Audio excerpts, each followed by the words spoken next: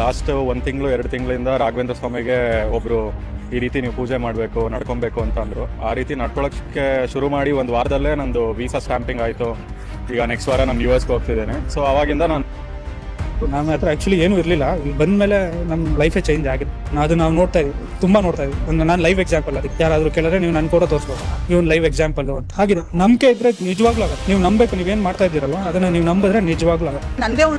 ಭಕ್ತಾದಿಗಳೇ ಹೇಳೋರು ಇನ್ಸ್ಟಾಗ್ರಾಮಲ್ಲೆಲ್ಲ ವಿಡಿಯೋ ನೋಡಿ ಎಲ್ಲ ಬಂದರೆ ಕಷ್ಟ ಪರಿಹಾರ ಆಗ್ತೈತೆ, ಒಳ್ಳೇದಾಗ್ತೈತೆ ಅಂತ ಕಾರಣಕ್ಕೆ ನಮಗೂ ಪ್ರಾಬ್ಲಮ್, ನಮಗೂ ತುಂಬ ಕಷ್ಟ ಇದೆ, ಅದು ಇಲ್ಲಿ ಪರಿಹಾರ ಆಗ್ತೈತೆ ಅಂತೇಳಿ ಒಂದು ಕಾರಣದಿಂದ ಇಲ್ಲಿ ಯಾವಾಗ ನಾನು ಪೂಜೆ ಶುರು ಮಾಡಿ 2 ವಾರಕ್ಕೆ ನನಗೆ ಆ ರಿಸಲ್ಟೇ ನನಗೆ ಸಿಕ್ಬಿಡ್ತು. ನನಗೆ ನಾನು ಏನಾರು ಹೆಲ್ತ್ ಇಶ್ಯೂಸ್ ಇತ್ತು, ಇವಾಗ ಅಷ್ಟು ನನಗೆ ಏನು ಪ್ರಾಬ್ಲಮ್ ಇಲ್ಲ, ಇವ್ರು ನಾರ್ಮಲ್ ಅಂತ ಡಾಕ್ಟರ್ ಹೇಳಿದಾಗ ನನಗೆ ಆಶ್ಚರ್ಯ ಆಯಿತು. ಹೌದು, ರಾಯರ ಪರವಾಡಿಂದ ನನ್ನ ಹೆಂಡತಿ ಗರ್ಭವತಿ ಒಳ್ಳೆಯದಾಗುತ್ತೆ.